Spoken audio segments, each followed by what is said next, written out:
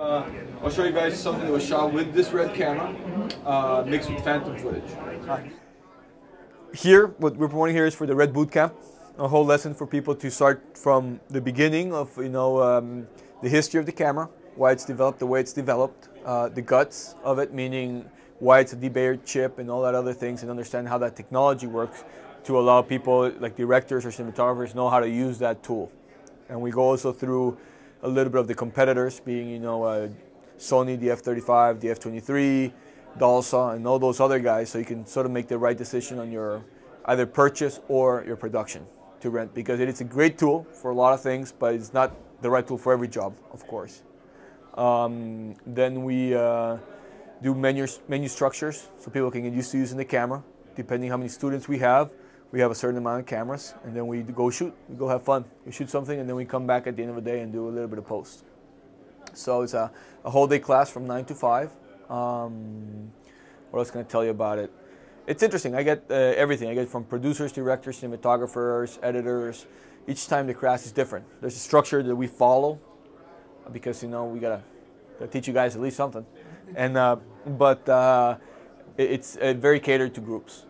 Meaning, if people are more interested in just the shooting part, we'll shoot more, or in the technical part. Yeah, sometimes I get really technical people, and we spend more time just talking about technical stuff and not shoot that much. So it's all relative to the group, but we do go through at least those steps and get people comfortable with them.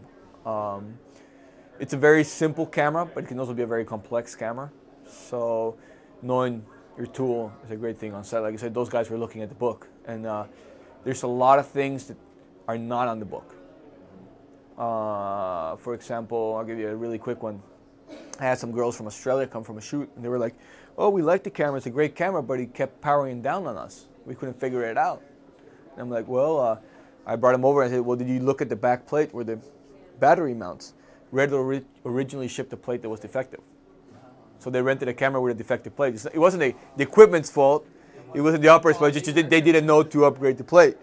So they were saying, "Oh, the camera doesn't work properly." No, it's something else. So stuff like that, the audio issues that the camera had, which have been fixed with the new upgrades, all that other stuff is no manual. It's just by people that have been using it and have experience. And they all, I would say 90% of the time is operator error. The rest is, it's very small equipment error. So. And you're part of RED. I'm the teacher for the. I am not affiliated with RED. I got nothing to do with them. I'm just a cinematographer that got early into the game, and I mean I've been shooting with camera 98, so I was one of the first guys. And this one's 658. It's the one that I personally own, and I shoot a lot. I come from the film background and the HD background, so I can relate to people in both terms. Because a lot of people get confused. It's not an HD camera. It's not a film camera. It's a RED camera. And it has certain things that attribute to film, some things attribute to video. And when people understand that and learn that, they'll, in every day it's easier. People are understanding it more. So, super cool. Good morning, guys, or good afternoon. Come take a seat. There's a couple of seats. You guys got any questions? Do you have different lengths of boot camps or just the 9 to? It's right now we only have one. Depends on demand. What we're planning on doing. We're trying to figure out if there's enough interest to do a post, enough interest to just do geared to cinematographers, and enough interest to do for because there's so many different avenues you can take this at. Right now there's only the one day, and we do this whole, like boot camp, one and all. Excuse me, John. Yes, sir. Last showing for the 3D Quantel presentation. Anybody have tickets for the last one? Okay, thank you. Yeah, I'm a post super, and there's all kinds of rumors and stories, and war stories and good stories about post with RED. I'd be interested in finding out more about where it is today and will be tomorrow. I've heard about where it was yesterday. Yeah, no, and that's the main thing. The best thing I could tell you, there's no post class for RED yet. Yeah. Is talk to the guys here at Kappa, because we've been dealing since it came out. Yeah. So we could tell you, it's like anything in post, you got to figure out what's your goal and work backwards. Yep. And that being said, it's easier today than ever with the RED. Yeah. It's gotten easier. At the beginning, there were a lot of problems and stuff. There's still some issues, and just knowing them and working around them. But that's when I try to teach people. It's not HD and it's not film. It's RED. So if you treat it like a film camera, all right, this is done. If you treat it like a film camera, you will be fine, because when you think about film, you gotta develop film, do one light, transfer it to video, either HD or DV cam or whatever, and then go back. So that takes time. If you come from that world, this will fit fine, because if you do want to go the full res 4K, you gotta convert those files, and that'll be your processing time, to put it that way. If you're coming from the video world and say, oh, just shoot, you might get in trouble in the long haul, because you gotta convert all those files, depending which edit route you're taking and how high end you are, because you can do with the, let's say you're doing Final Cut, you can do with the log and transfer window, the new log and transfer window with Final Cut, it'll transcode it to Apple ProRes like the P2 Media really quick. It'll rewrap it and you're ready to go. So if that's your end clientele, Apple ProRes is a great codec, not bashing it by all means, but it's not a finishing, it's not like a high-end effects codec, it'll break apart real easy. No, I'm interested in like finishing for theatrical release, and correct, delivery and all that kind correct. of So that's when you gotta go to your. It depends what system you're doing. You can start in Final Cut and go through Crimson or Rubber Monkey and do your EDL and just transfer that to DPX frames if you're like an Avid or. Tutorial seems to be fun. It's kind of data management that seems to be tripping Yeah. everybody up. You know. Nowadays, yeah, less creative and a lot of data management, isn't it? Yeah. Yeah, and I tell you something. It's only gonna get worse. Cameras are gonna get better, pictures are gonna get better, but formats and stuff, I mean, since the invent of digital, it's been, film has been around for what, 100, 250 years or whatever, and they've figured out a workflow that works for them. And it's solid, and film doesn't change. Digital changes every year, so. How do you archive it? Yeah, that's 20 years from now. correct. That's what people gotta realize.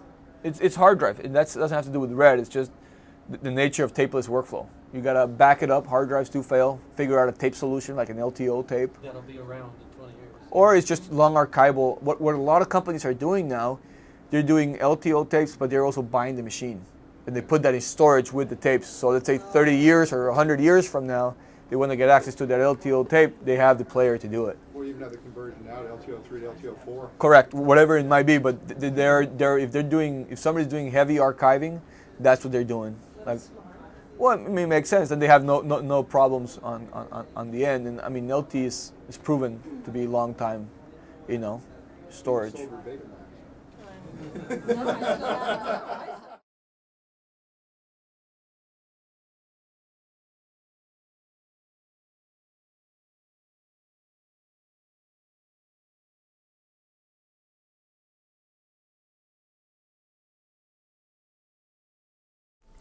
We thought it'd be real fun to come to LA and show what we're up to with RED workflow and with Stereo 3D. We've got some new technology that we showed here today, which was the ability to work with RED without going through a process of converting to DPX, which is a big issue. We know that's slowing people down in post, and also with the ability to read metadata from Final Cut projects, which seems to be the system of choice for doing RED offlines.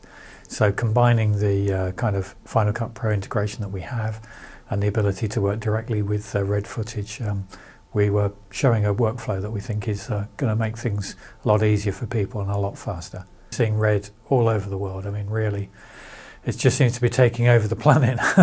So I think we're heading towards a RED planet, and what we're trying to do on our side is to put some post-production tools in place that are going to help RED users to get the most out of what the RED camera can do, but actually make the post-production process a lot easier and a lot quicker and a lot more cost-effective.